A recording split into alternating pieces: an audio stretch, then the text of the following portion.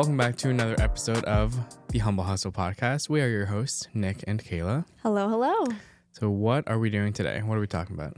We are going to talk a little bit about collaborating with other creatives. So this can mean, collaborating in a setting like this where we're doing a podcast together, maybe a spec shoot, or when it comes to second shooting, being a second shooter or second shooting for someone else. So just what are the do's and don'ts when you're collaborating with someone on a multitude of different projects? So we've got a little list that we came up with, and that's what we're going to talk about today. Mm-hmm. Do you want me to start? Yeah, okay. Dive right in. So the first one I had we'll go over do's first. Yeah. So the collaborating do's, if you will. Number one I have is clear communication. So this one's pretty obvious. Like when you're working with anyone besides yourself, you need to, take that into consideration. If you work by yourself, you can just think in your head and you know what to do. But when you're working with anyone else, you then have to communicate with the plan, how you're going to do things, like what to expect. So having that clear, open line of communication just ensures that everyone's on the same page. They understand the vision. They know what they need to do. Like they know their job, and there's no issues when it comes to like not knowing what to do. Because if you communicate it all, you should know. Yeah. I really feel like communication is or should be the foundation of everything. Yeah. Relationships, whether it's creative, work, like relationships outside of work, everything. And we've all, I feel like, learned this lesson the hard way of what happens when you don't communicate very clearly. Yeah. So that really should just be, like you said, the first thing. Lay down the law in a polite way. Tell people what you're thinking of. Be open to their ideas. I'm kind of getting ahead of myself here, but like... It sets the foundation and like sets expectations for the entire project. Yes, agreed. And, working with people who will also be clear and communicative with you, I feel like has helped me a lot in the past.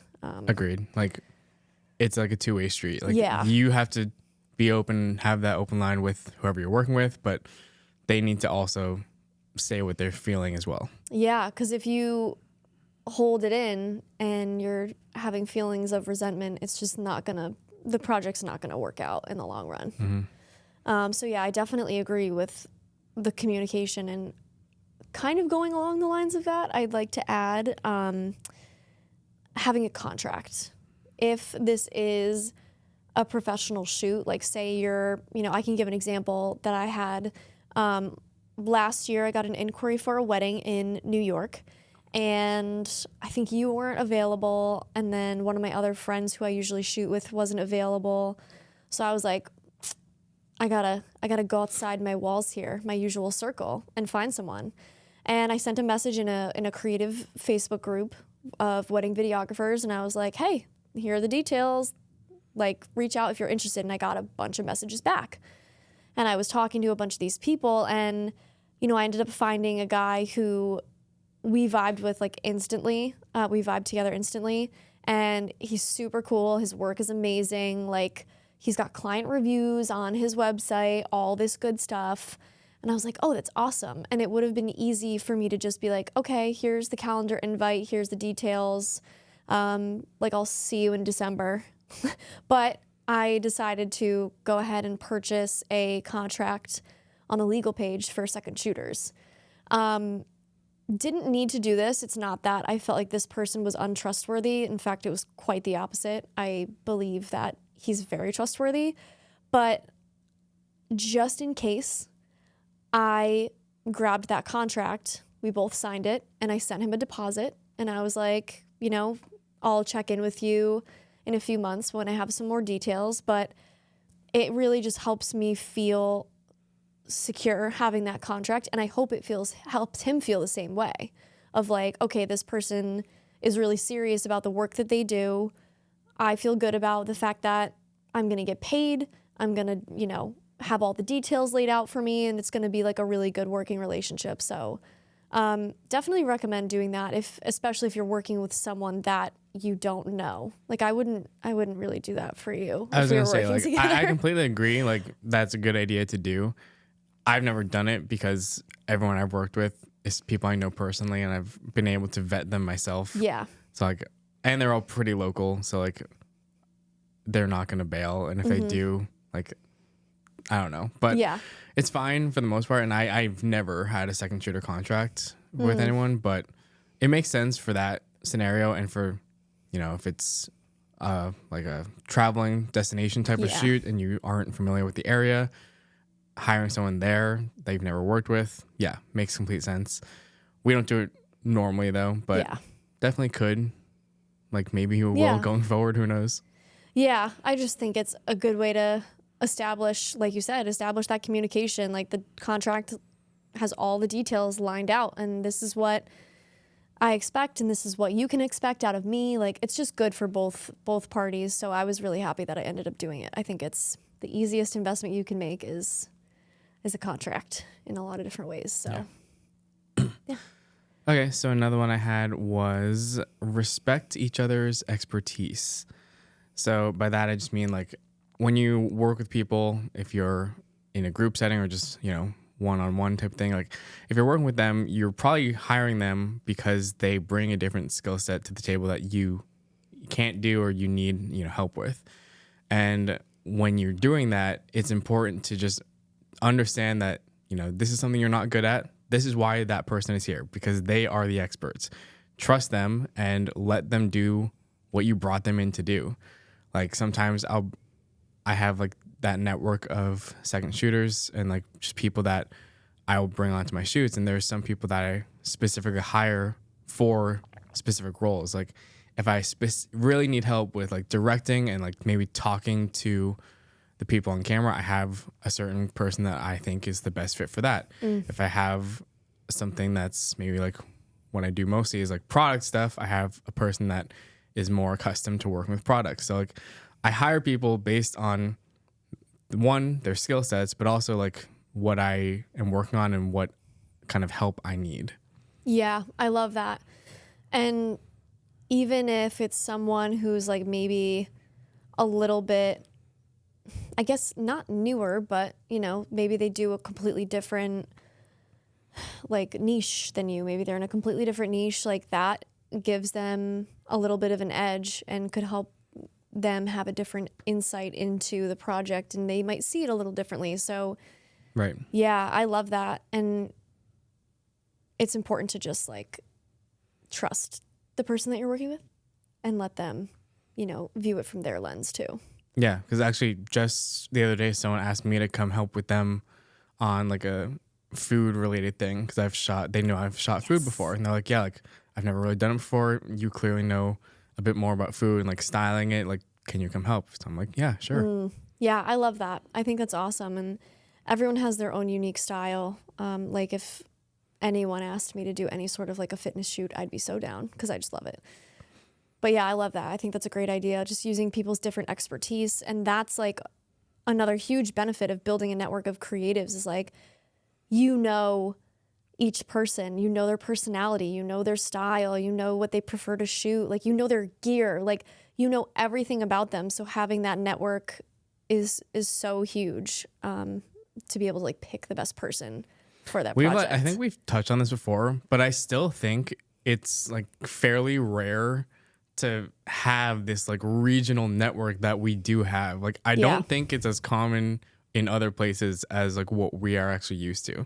Because I know a lot of people in like online programs and courses that I'm in that they all say like, you know, it's really hard to find people to help me out.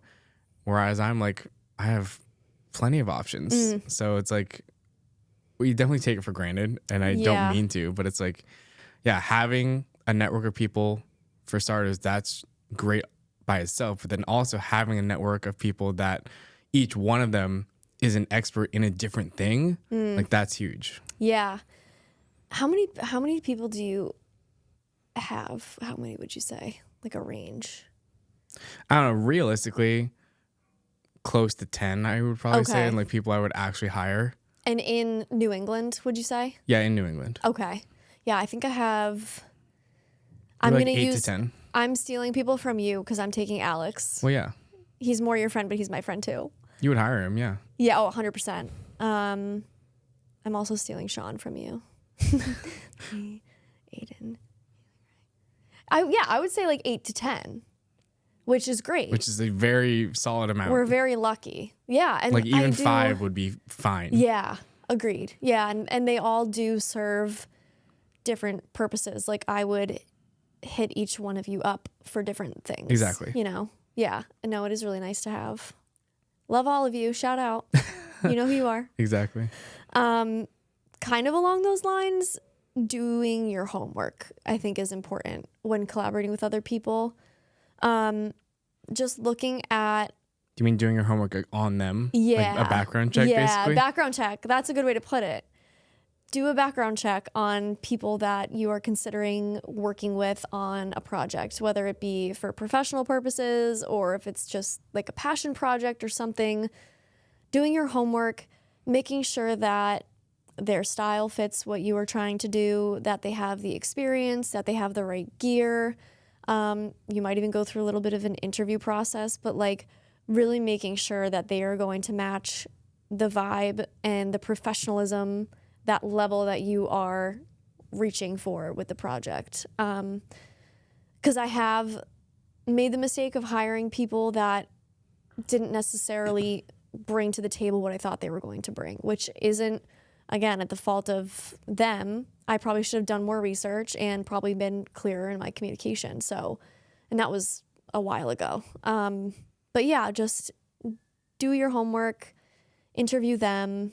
Like they should be just as interested in the project as you are. And as a second shooter, I would say like bring everything that you have. Like if you're second shooting for someone, they hire you to help them with a project, like give it your all, do your best.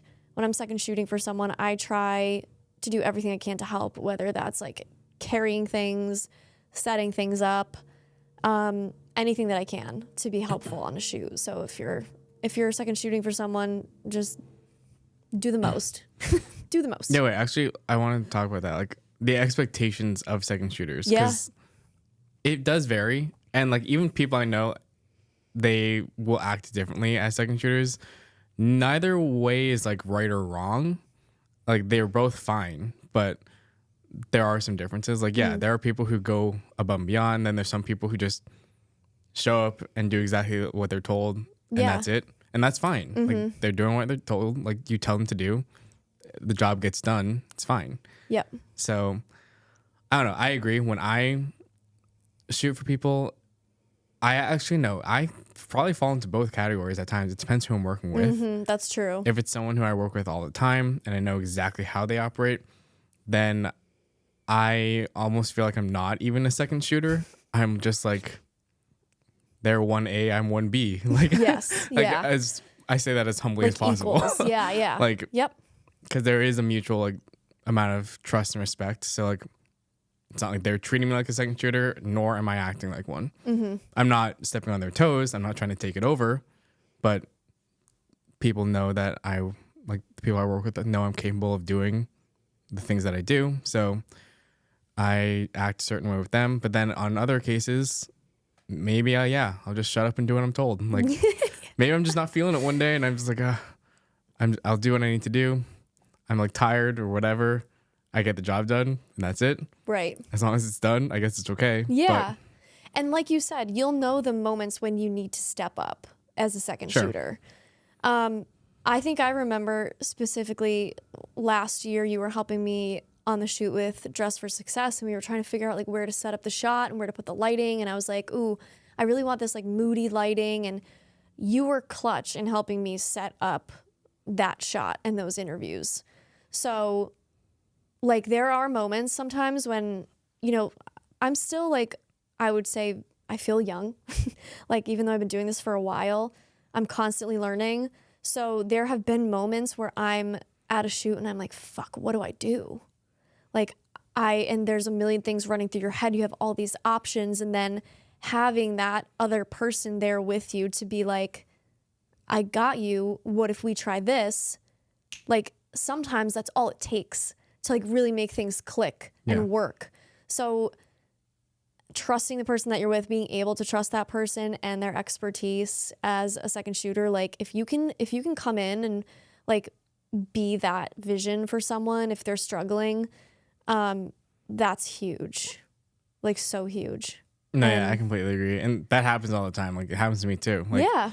You just probably blank. on like one of the recent product things I did, I was like stumped and I'm like, this is not working. I have no idea what to do now. And the guy I was working with had an idea. And I'm like, freaking genius. Let's do that. Exactly. You're not going to always be able to figure everything out by yourself. You can plan and plan and plan and shot list after, mood board and all this stuff. Like, but sometimes in the moment you have to call an audible and you have to like adapt on the fly. Mm-hmm.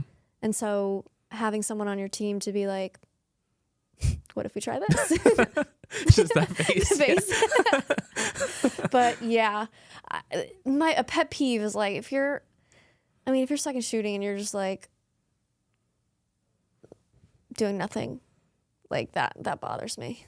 Unless you're specifically told to be a body, like jump in there, help out. I mean, because there's the difference between like a second shooter and like a PA, a production assistant. Yeah.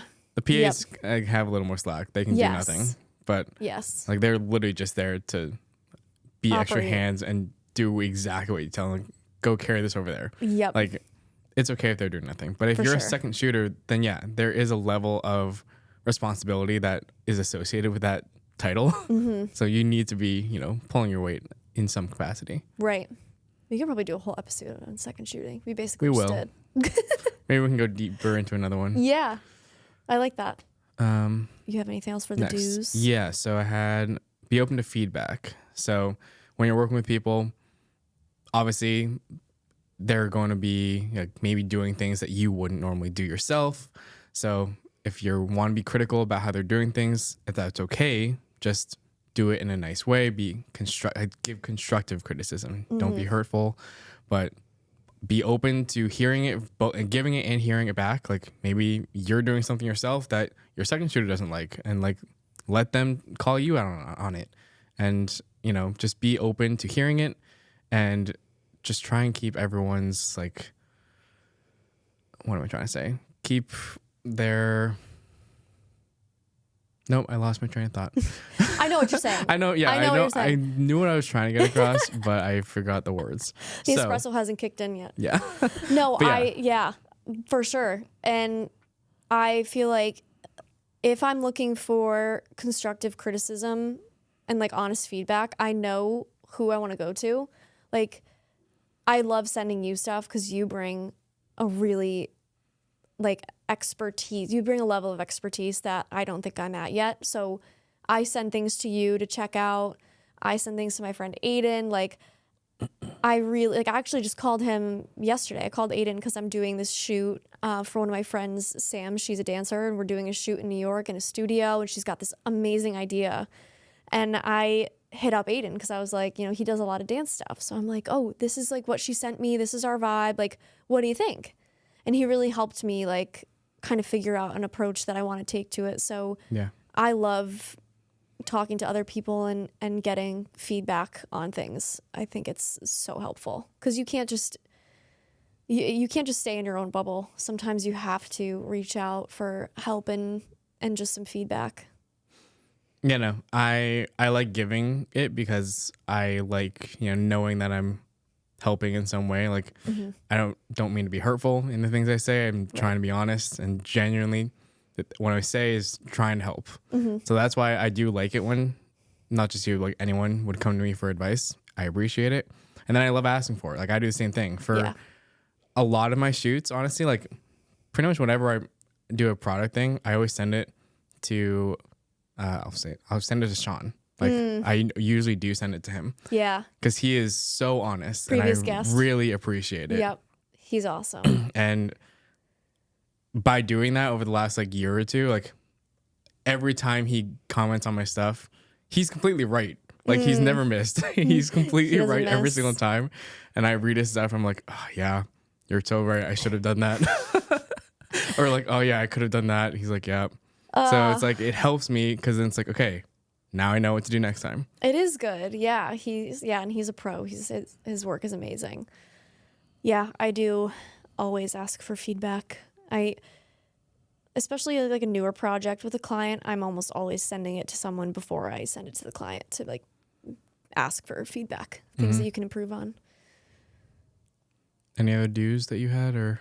The only other one that I thought of was do shoot your shot. Like, if I feel like we've both made friends online, and if you see someone come across your like For You page on TikTok or your, what do you call it on Instagram? Explore? Your Reels feed, I guess. The Like if you're Explore scrolling page, on Reels and you like see someone's work you think is super cool, shoot them a message. Like, you never know what could come of that. And I've formed some pretty cool relationships with people, even if they're like across the country in different parts of the world, like whatever. But, you know, some people you can really just grab inspiration from and have good conversations with, you know, at the lowest level. And some people, like, maybe you'll even meet up with them in person one day. So you never know what it could turn into. And if you're thinking about, you know, reaching out to someone that you see their work and you like it, definitely do it. I agree. I think we talked about it on the episode, but previous guest Cal is from Vancouver, Canada, across the other side of the continent. Across the pond. Is that what they say? No, that's Europe. Other direction. Geography is not my strong suit. That's exactly how I found him. I was on Instagram, the Explore page. Like, you can go to like the search button on Instagram. It's like, the search bar, but then there's like a bunch of random posts that are below it. I was literally about to search something, and I saw his post, like his thumbnail caught my eye. I clicked on it, and I saw it was like a reel. I liked it, and I was like, I'm just going to send him a message right now. Just tell him I thought this was cool. That's exactly what I did. And now we're friends, and we had him on the podcast. Yeah. He's been killing it lately on social media. He's been crushing it. His stuff is awesome. Whoa, I want to have him back on so he can like give us a life update. I want a life update. He's been doing a lot with like outdoorsy stuff, and that's that's like his hobby outside of work, and it's like a perfect like combination that he's found himself in. Oh my God, his stuff is so good. He's having a blast, and he's crushing it. Yeah. I just talked to him like 2 weeks ago. Yeah, we should have him back on. Tell him we want to have him back on. Yeah, for sure. I'm sure he would be down. Yeah, absolutely. Yeah, he's been killing it. Okay. I think the last one I had was just to set boundaries, which we kind of talked about. It's like when you're working with someone, define the roles. This goes with the open communication, like set those roles at the beginning. You know, you hire them because they're the expert. Trust them to do that. Do not step on their toes. Like, if you want to stay in charge, make sure that they know that you are the director, you're the producer, whatever. And like, final say is probably going to go through you, but make sure that they know that they have their role and that you won't step on that. Definitely. I feel like that can flow into our first don't, which is don't overstep, right? There we go. Yeah. It's such a fine line, you know, figuring out how to not overstep, but also when is the right time to step in. I feel like it's pretty easy to figure out when you're in the moment, right? But if you know how to read a room. If you have some sort of social cues. Exactly. Like some social awareness. You should be fine. Please be self-aware. Just please. Yeah. No, like know when to shut the fuck up and know when to like, you know, step in and help. Yeah, it is kind of hard to explain because like it does just happen. Yeah. But maybe we're good at reading the room and it's natural. Yeah.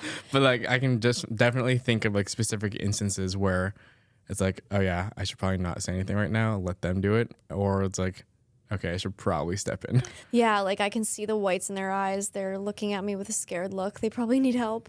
That goes into another thing. Like, don't be afraid to ask for help.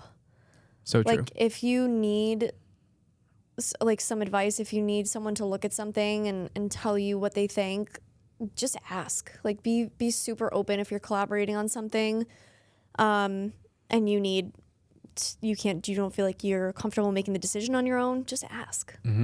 Okay, so the other don't I had was don't be overly critical. It's kind of the opposite of what I said earlier. Like give constructive criticism. That's important, but don't be mean. Don't be mean. Like don't be hurtful about it. Like say what you need to say because you're trying to help them, not because you're trying to bring them down. Exactly. Yeah, it's sometimes I find myself looking at someone else's work and like maybe getting a little jealous because I'm like, oh, they're so good. Like, how did they get there? This happens a lot on social media. And comparison is the thief of joy. I get it. But like, sometimes you can't help it. No, it happens. Yeah. And I'm like, damn, like, and jealousy can really kind of bring out a mean spirit. And I always can catch it like super quick. And I'm like, it's a different path. And that doesn't mean you can't get to that level. But if this does happen in person and you're working with someone who's maybe at like a higher level than you and you're finding yourself to be a little bit envious of where, the position they're in, I feel like that's when some of those feelings could come out, and like maybe you're going to overdo it and like be overcritical of someone because of that. Like, I feel like when someone's overcritical of you, it's almost a reflection of them, not necessarily of you. Right. So if someone's, putting you down or being mean in any way, even if it doesn't seem like they necessarily mean it, like, try not to take it too personal. I've never done that to someone. Like, I keep my little jealous thoughts to myself. But I have the thoughts. I just keep them to myself. Exactly. No, I just think don't take it too personal if someone's being super, super critical and mean, because you never know what people are going through. That's true. Yeah. Okay, is it me now? Yeah. Shoot. Let's see. Don't isolate yourself. We kind of talked about this in the hot takes episodes, but don't isolate yourself. Obviously, this is an episode on collaborating with people, so you're probably not isolating yourself. But be open to working with other people and accepting new creative ideas from others.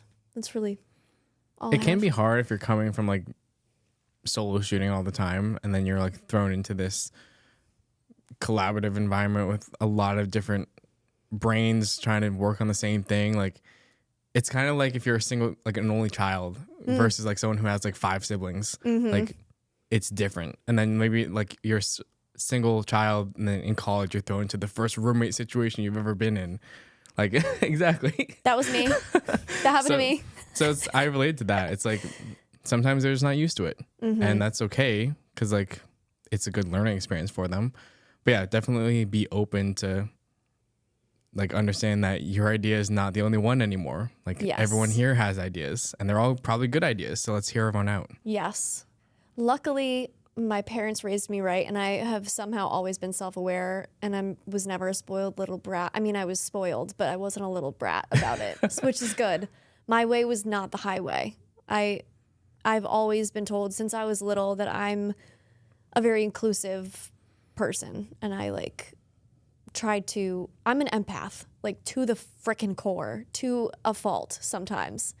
So I really take into account other people's feelings, and sometimes probably way too much.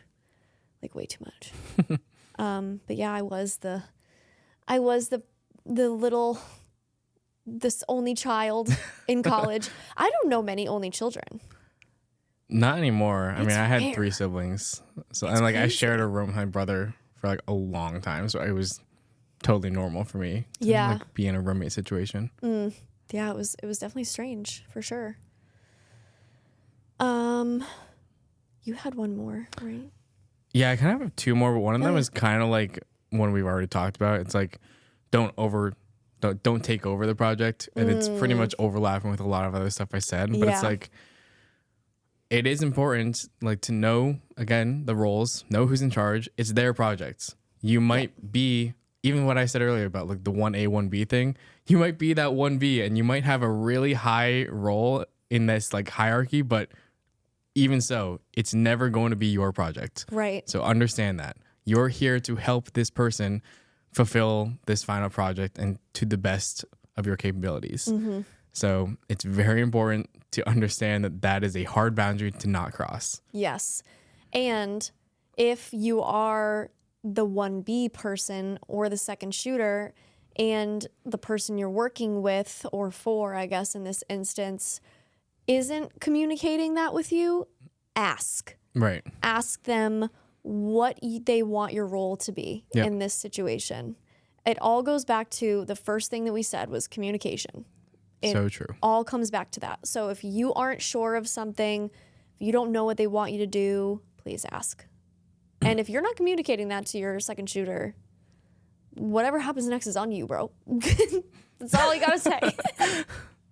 The last little thing I had was kind of a silly one, but like, just don't be late. Never. Like, Never. never be late. We've talked about this on this podcast before. We are the two people that will never be late for you. No. We will be there before you will. Yeah, most likely. We'll be sitting in our car in the parking lot down the road. Dead ass, literally. Still do it. Yes. Like a year later, still doing it. Early is on time is late. Like I will literally on Google Maps when I'm like prepping the navigation like the night before. I'm like, all right, where's the closest parking lot to go to?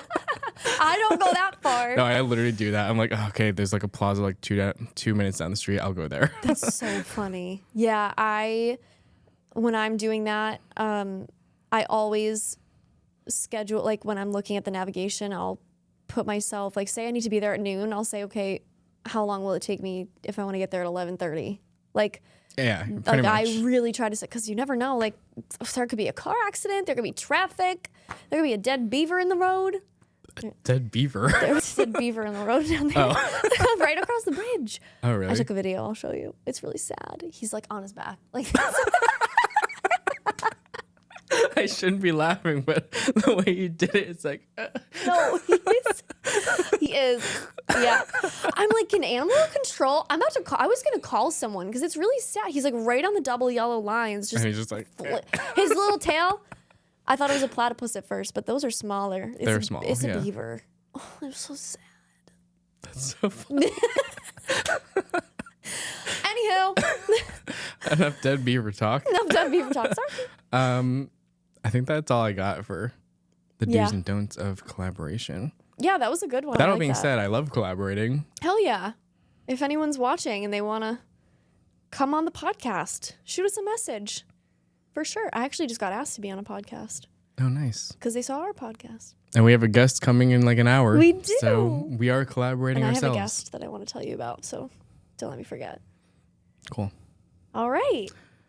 That pretty much wraps it up. Yeah. Thank you so much for watching, you guys, and listening. Please rate us 5 stars on Spotify. Yep. Really appreciate it. And YouTube, subscribe. We are on TikTok and Instagram, so hit us up there. And if you have any topics that you want us to cover, let us know. Bye. Bye.